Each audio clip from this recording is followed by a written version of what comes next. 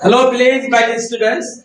These sentences are written in present simple. Okay, you have to transfer them in past, present, past. Maria, please tell.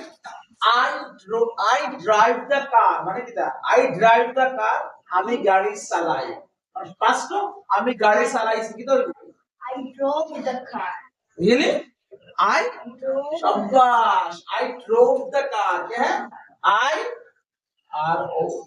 I drove the car. I drove the car. Second one. Okay. I call you. I call you. আমি তোমারে ডাকি. What is the past? Past? No. I call you. Call you. Shabash. I called you. I called you. I called you. I called you. Meaning क्या? আমি তোমারে ডাকিছি। আমি তোমারে Second one. I write the letter. I write the letter. আমি চিঠি লেখি। এখন আমি চিঠি লেখছি কি কইব? I wrote the letter. শাবাশ। I wrote the letter. I wrote the letter. I wrote the letter. I understand. I understand. আমি বুঝি। আমি বুঝছি কি কইব?